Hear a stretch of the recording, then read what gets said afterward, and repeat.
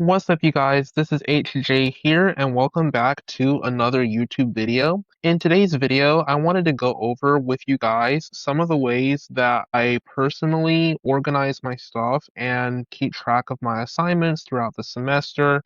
And I'm also going to go over with you guys some of the key tools that some of you guys will probably be using. And the first one I'm going to go over is going to be Canvas. And for those who don't know what Canvas is basically just a tool that most colleges and high schools, especially grade schools around my area, use to keep track of their assignments and their course materials, all the other kind of stuff. You guys don't have to worry about this login stuff because it's not going to display my name or password anyway, so I'm not really too worried about that. But these are some of the classes that I have. You guys will be able to see that, not everything's going to get added right away, especially if you're in college. Some instructors wait until the day of to add you. But this is just some of the things that you guys will see. You guys will see the calendar in here. You guys have an inbox where instructors send you feedback and stuff. It'll go there, or your notifications. And that's just one of the apps that I personally have to use. Another app is going to be the calendar. Now, you can use Google Calendar. You can use the Apple Calendar. You can use whatever calendar you want to use.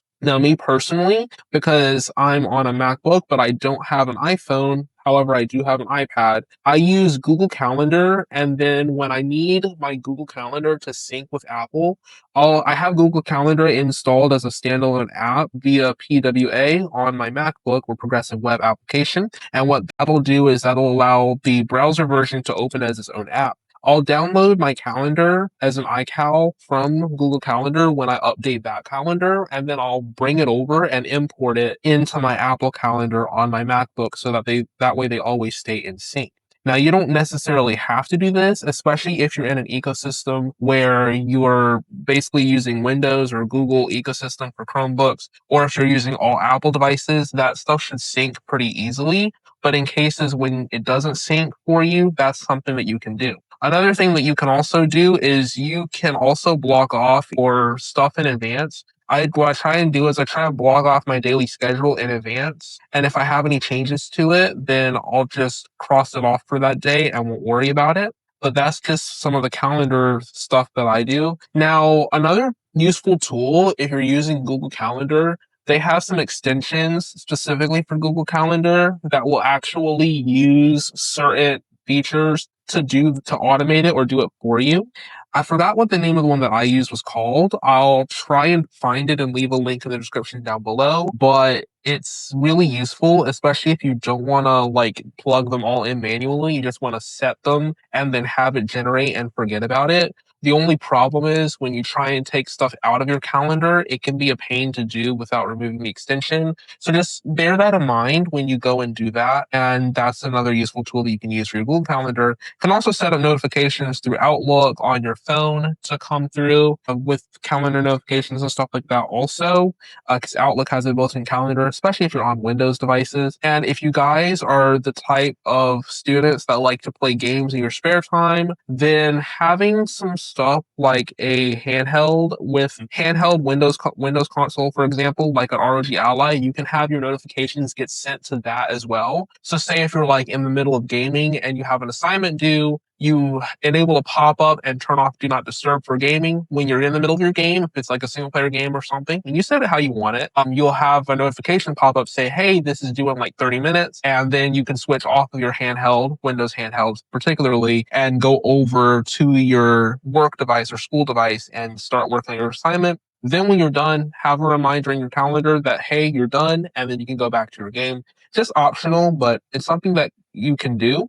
Does not work for Nintendo handhelds and does not work for Steam Deck. That only works for Windows handheld gamers. I'm sorry if you're on Nintendo or Steam Deck and can't do that. That's a developer thing, not a me thing. So just be aware. If you're on Nintendo, you can do smart time. I think you can do time limits, I think, but then that kind of just limits yourself and that kind of defeats the purpose. So it's up to you.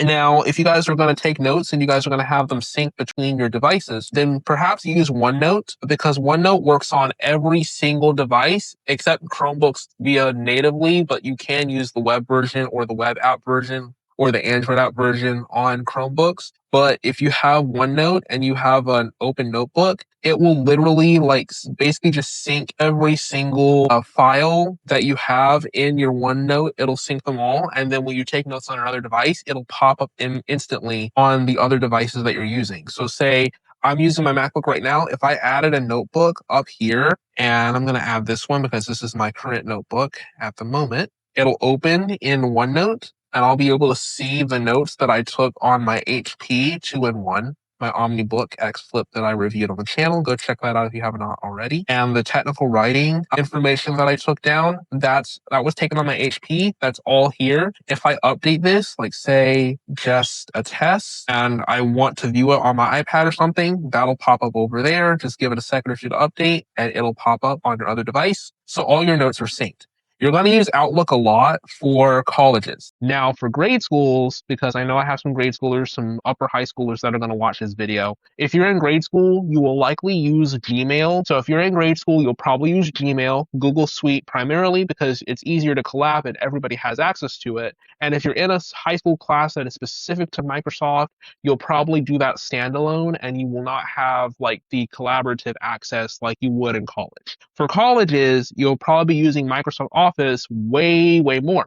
In fact, in some cases, and don't quote me on all instructors, I don't know what all instructors do, but some instructors actually want you to use Microsoft Office and more an Apple suite of services like Pages and whatnot, and don't use Google Suite. That's an instructor thing, but I've had some that prefer Microsoft Office because Microsoft Office is standard for colleges, for most colleges, versus the Google Suite of products for grade school. So if you're in college, you're going to use Microsoft Word, you're going to use PowerPoint, Excel, instead of Sheets, Slides, and Google Docs, more so than anything you would have if you were in high school. Now, again, I'm going based off of where I'm from. If you are from a different area, your situation is going to look a lot different than mine because your requirements and rules are going to be a lot different for what you guys are supposed to use and what you guys can use. Now, I know people hate AI for a lot of reasons, but I have to go over it because there are some people that are 50-50 like me, and there's some people who just don't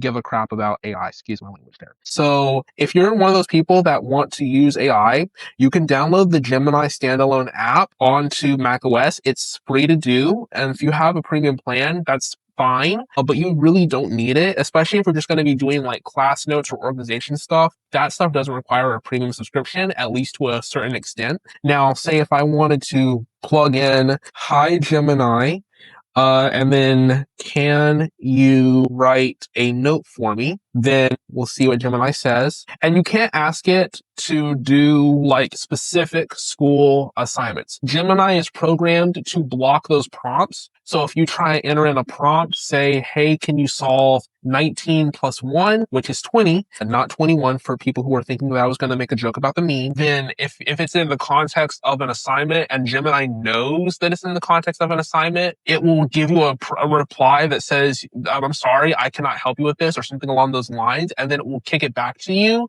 to either rephrase it or just stop sending it entirely. So I'm going to give you guys an example of that in just a second. But let me do the note thing first. So for the note thing, it says, what kind of note are we looking for? Thank you note reminder. I'm going to put a reminder to do X assignment at say 10 a.m. and it's going to create a note.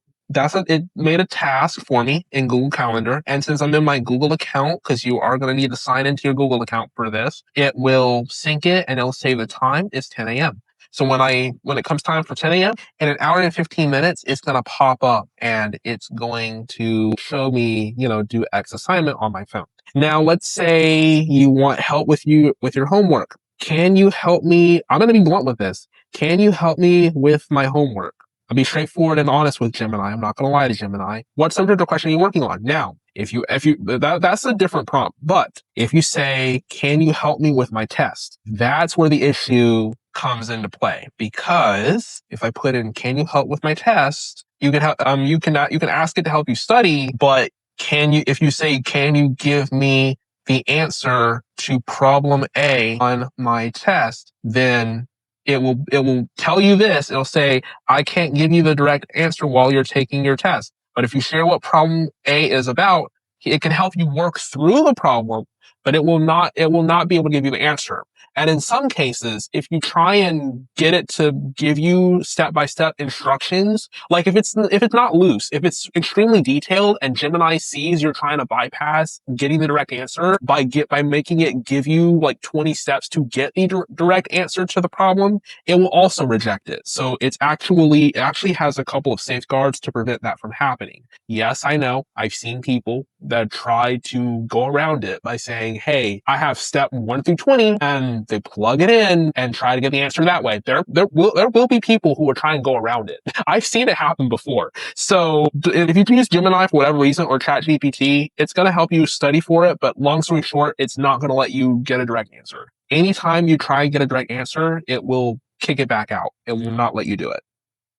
So that's an example of Gemini. Now, here are some tips for niche specific classes. And this is what pertains to hardware and software. If you're in a major that is art related, that is music related, that is anything creative, like video, stuff like that, iPad, MacBook, and the software that comes with it. That's my recommendation. If you're anybody who's on the software, computer side of things, like computer science, engineering, any kind of cybersecurity, IT stuff, you can use MacBooks because some classes use VMs. But if you don't have a VM in the class, you're probably going to be safer using Windows. Now, this is the last thing I'm going to go over. If you're on MacBook and you are going to use Creative Suite applications, Canva is a good source for that, especially if you're doing presentations and stuff like that. If you guys want to take notes on Apple, you guys want to use the built-in notes app, that's fine too. I still recommend OneNote, but this is good also. Just be aware that with the Apple Notes app, it's not going to sync with Windows devices and other devices. If you should have to switch to another device for whatever reason, and it's not the same operating system, you're going to want to use something that's going to be cross-compatible with all the operating systems instead of just one specific ecosystem. So just keep that in mind as well. And yeah, that is, I think, the end of the video because that's really all the basic tips I can give at this point in time. Now, if you guys have any questions for me, you guys can leave those in the comments down below and I'll be sure to answer them. I'm HJ, and as always, I'll catch you guys in the next video, and be sure to like and subscribe. I'm almost to 1,000 subs, and I'm also starting my semester tomorrow, so that was the whole reason for me doing this video.